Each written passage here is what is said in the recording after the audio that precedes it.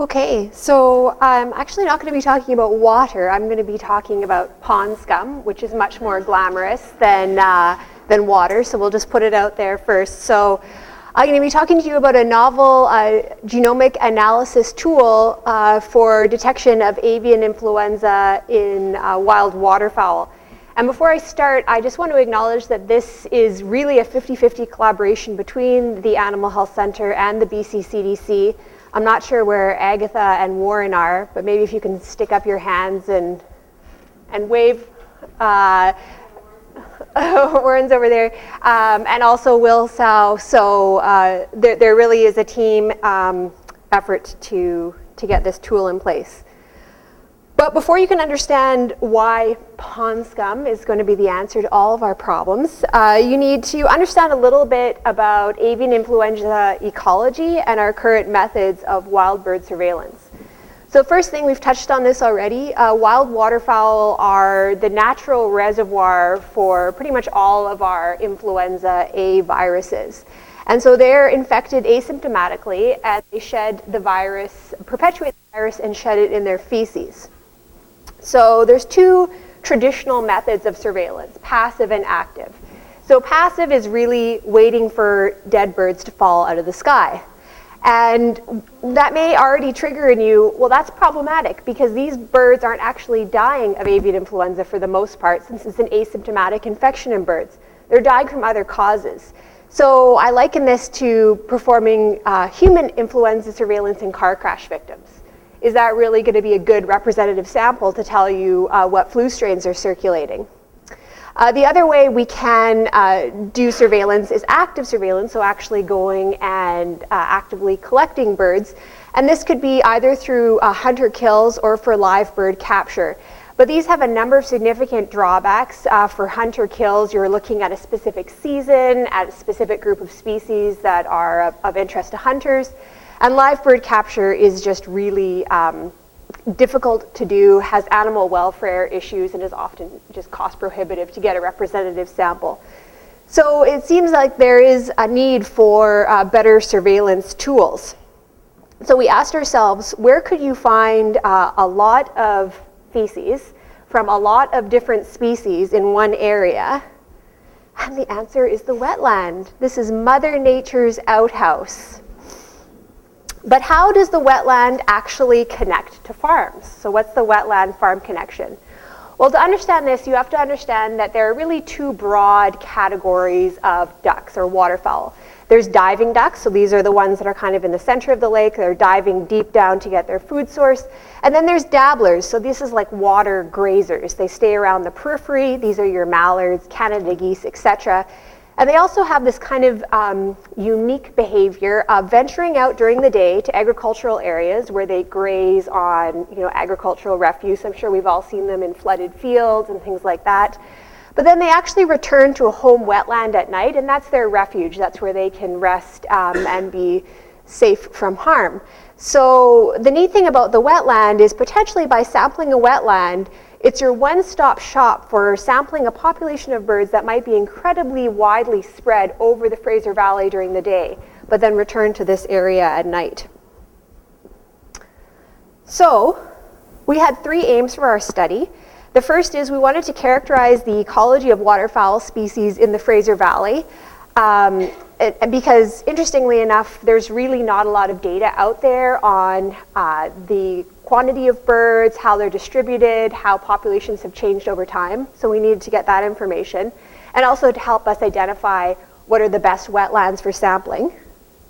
We then wanted to use superficial sediments where we think the feces have kind of, the fecal sediment has accumulated, to test for the presence of H5N2 and other AI strains of potential significance to poultry and public health.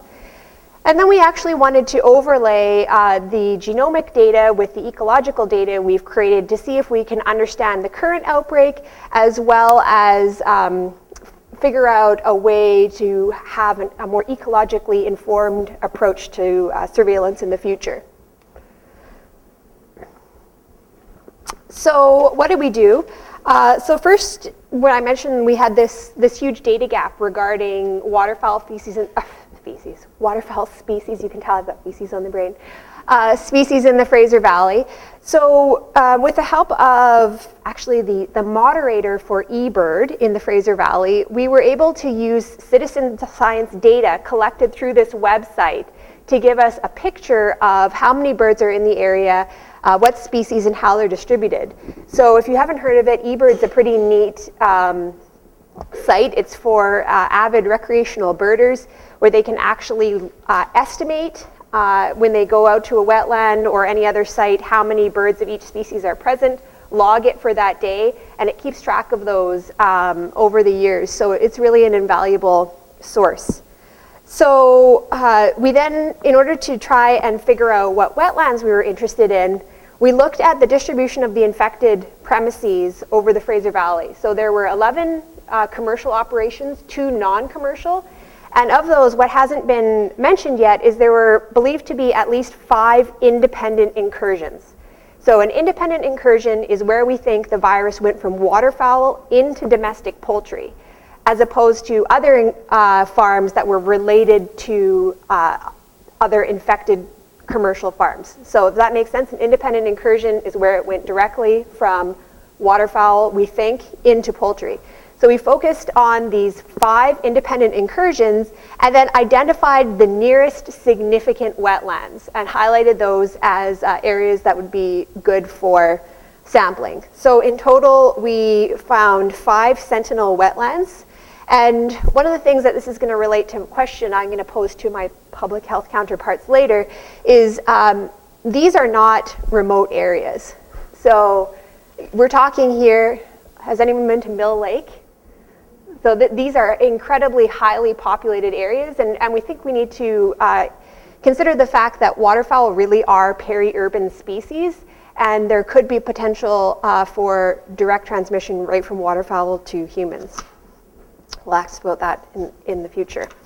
So within each wetland, and I'm sorry, it's so pale, that's very odd. So there's the map is in the back here, but within each wetland, we identified 5 subsampling sites based on the behavior of birds on those wetlands, and took 4 samples per subsampling site. So here you can see Michelle Coombe, who is our head person in the field collecting these sediment samples. And we were also fortunate to work with a really engaged person in the CFIA who took samples from infected premises. So one thing I didn't mention, which is important, is I have to thank Jane and the people from the ministry and also the BCCDC for this, is we got this project up and running right in the middle of the outbreak. So we actually had almost all of our samples collected before the last non-commercial farm broke. So this was happening in real time. We actually got out there and got those samples. And at the same time, the CFIA was able to collect samples from all but 2 of the infected premises. So the samples taken on the infected farms were from what I would like to call mini wetlands. So these were areas on farm where wild birds were observed to congregate. So then what did we do? We sent the samples to Warren, and he just automatically translates them here. So I'm sure he'll chuckle at this because I just have an arrow, and this is like hundreds of hours of his blood, sweat, and tears covered in, wild bird excrement. But magically, it gets to here. So we take the wetland sediments, extract it, and then do a matrix PCR. So the matrix gene is this portion of the influenza virus that's conserved in all influenza viruses. So it's a great way to screen out samples that contain influenza versus samples that don't.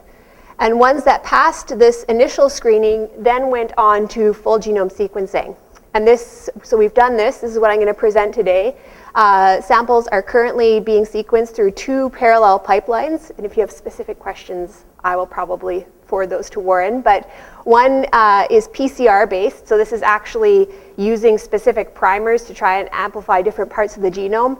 And another is a new kind of proprietary technology by a private company that actually has a way to filter out flu RNA from a sample and sequence all of that material.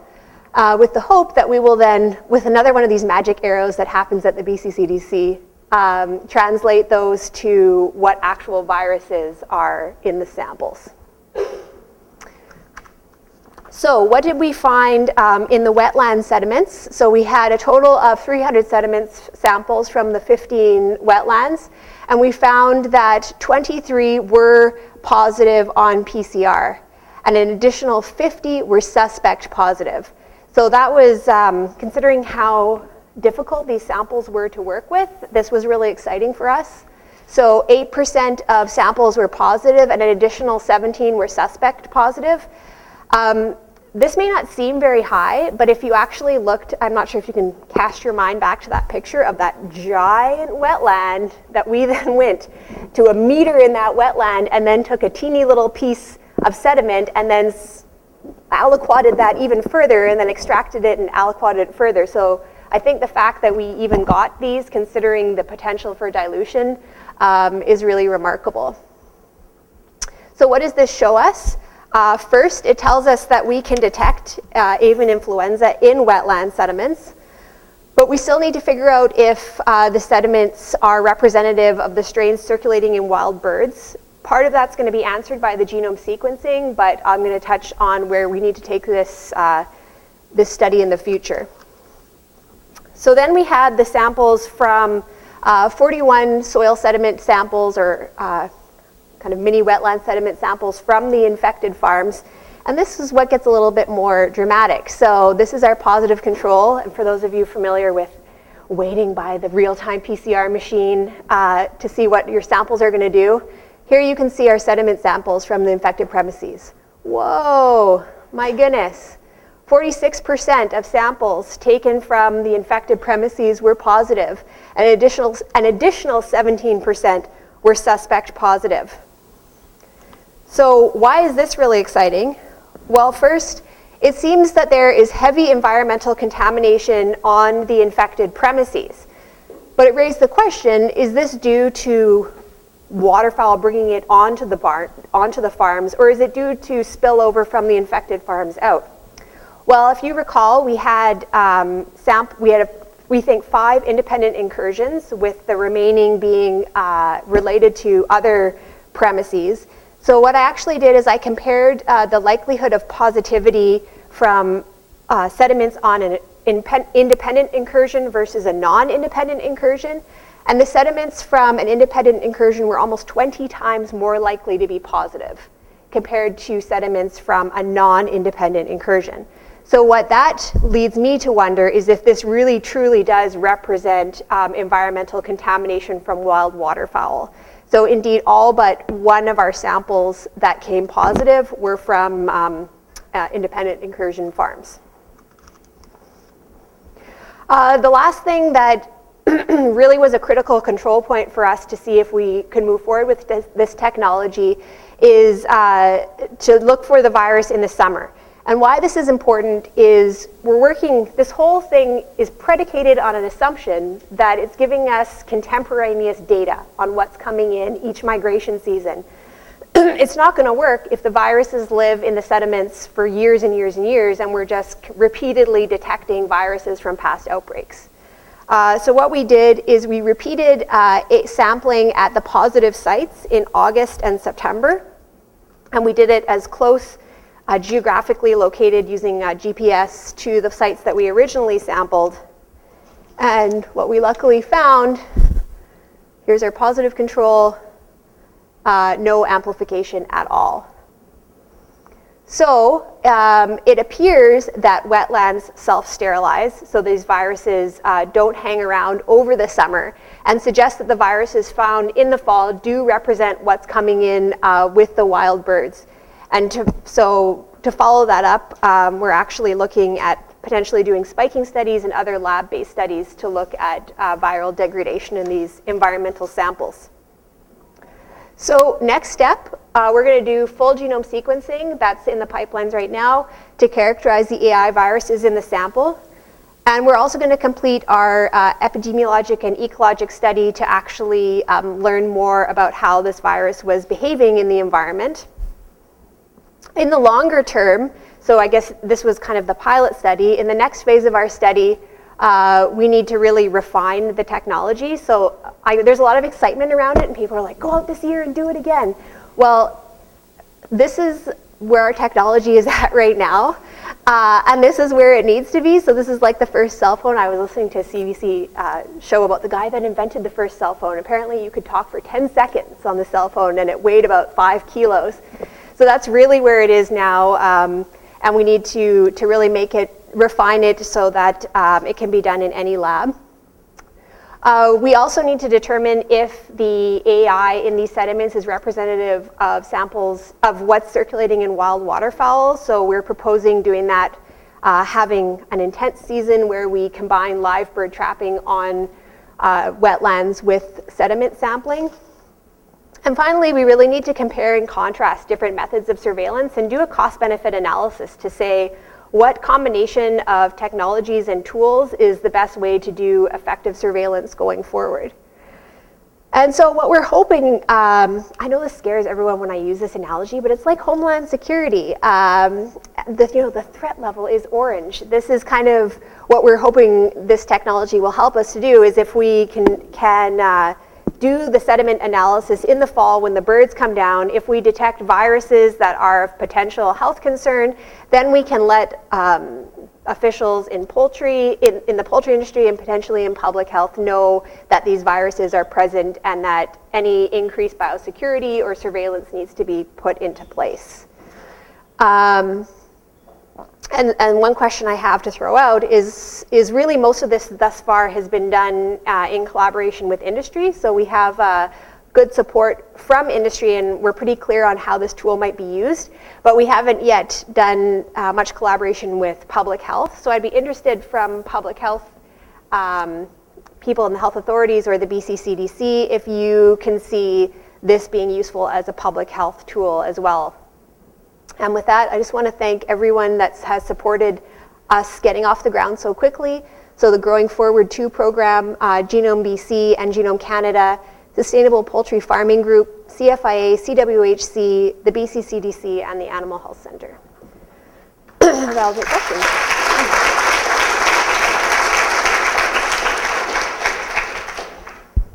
Thanks, Chelsea, for a really exciting presentation.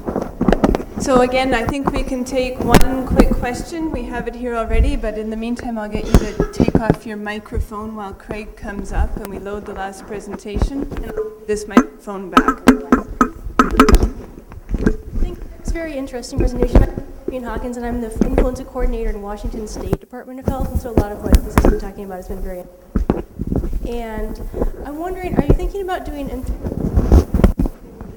as you find in the sediment, just given the potential human risk of little kids playing in the water, and there you have all of your avian flu just in the sediment. If the viruses there are still infectious, or if they're degraded in some way. So it's a good question because really the purpose ultimately of this tool is it's a sentinel for what's circulating in the environment. It's not a measure of environmental contamination. So initially I kind of was really trying to emphasize the fact that we're not so much looking at these sediments as a source of avian influenza, but rather as an indication of what's kind of present in the general area. But more and more, especially with the testing that we've done on farm, I think that's kind of beginning to shift in my mind a little bit. Really, we're not at the stage of looking at infectivity, mostly because we're dealing with RNA. And so we're having enough problems identifying genetic material, let alone trying to identify viable viruses. That's just a completely different ballgame. So right now, I think really these more need to be looked at as an indicator of what's present in the environment rather than as a source of infection itself.